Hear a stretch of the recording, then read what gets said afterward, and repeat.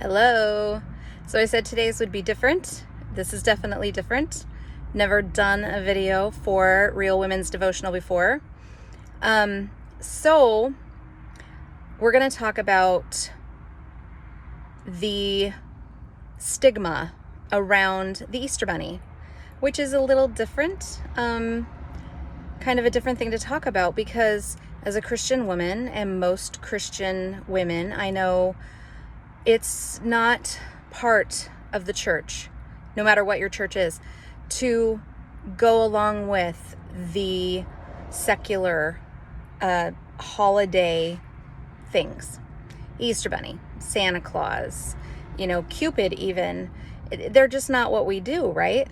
Well, so I struggled with this for a long time, raising my children, and had some people make me feel very guilty for letting my children believe in Santa because, he's real, and for doing Easter this way.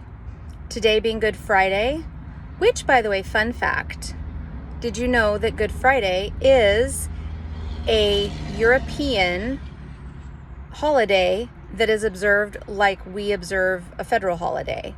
So banks are closed, schools are closed. I thought it was a fun fact. Anyway, back to the guilt thing. I was made to feel guilty for endorsing those things that I grew up on. Most of us grew up on. And it bothered me for years. And so I chose to do some research and come to find out the German Lutherans are actually the ones that brought the thought of the Easter Bunny to America in the 1700s when they immigrated here. And he was kind of like Santa Claus. He would bring Easter things to good little girls and boys. And the Easter, Easter eggs. Eggs were a sign of new life, and therefore they used that as like Jesus's resurrection, which of course is what Easter's all about, right? And so, that was, I guess, their way of justifying it, but that's how it became an American thing, is it was brought over that way. And I just, through my research and my own personal quest or journey, as it may be, have decided that it doesn't matter.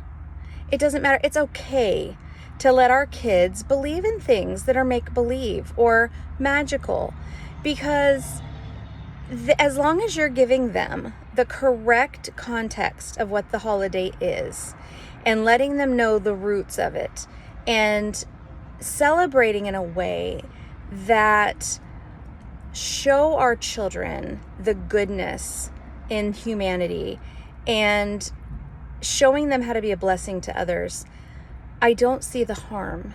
I just don't. And if you're looking for a devotional, I would tell you to read all about the crucifixion and the resurrection. Now, years ago, my church, the Journey Church, we did what was called Journey to the Cross. And myself and my children all participated in it. We did one at Christmas time also called Journey to Bethlehem. They were immensely popular. The one at Easter was a musical, and we had an amazing vocal team that did that particular show, and it was through Easter weekend. So for years and years, I kind of regret it now, but we were absent on Easter, our family was, because we were doing that. And I regret it in the way that I didn't spend those years with my mom. And it hurts a little bit now that she's gone. But my children learned the reason for Easter through that production. They knew it was about Jesus and about his resurrection and about, the thankfulness of him dying for us and, the sacrifice that he made.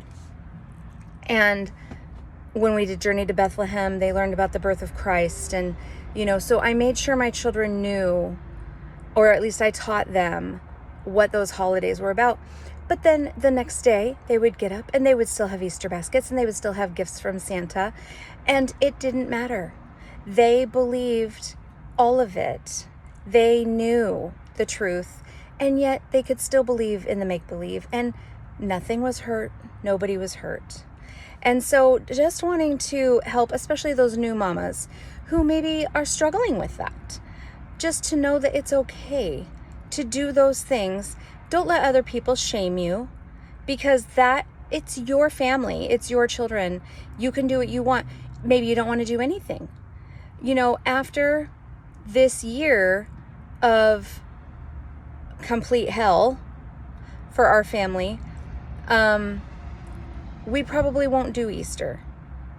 And I will still get my youngest a basket. I may still get my grandson a basket, or my daughter. I don't know. I haven't decided. But that's because that's what works for us.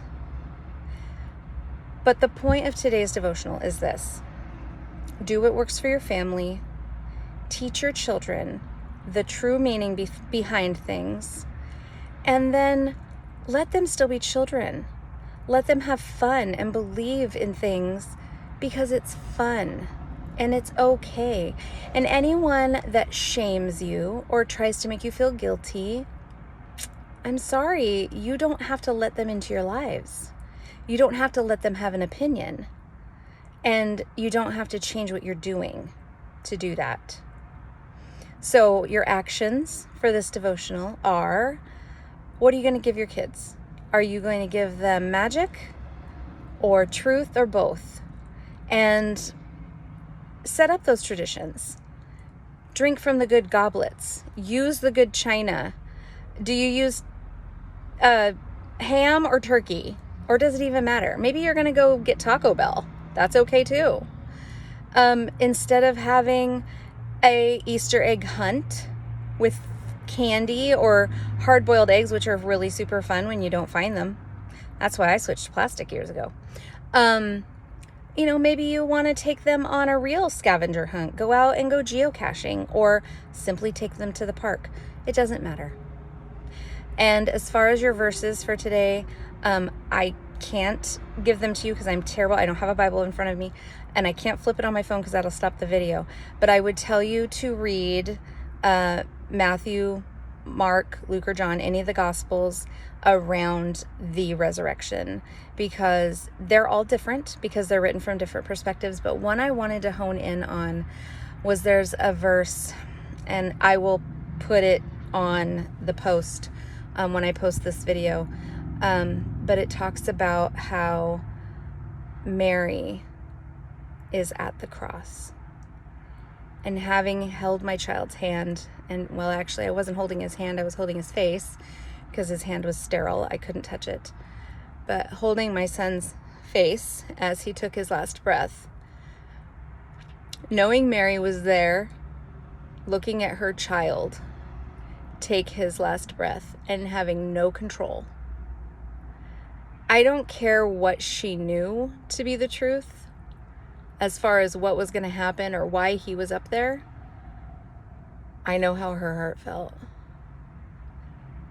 And nobody talks about her after that. They don't talk about how she watched her child die. And then even if she had other children, it doesn't matter. It's all about that lost sheep, right? He went back after that lost sheep.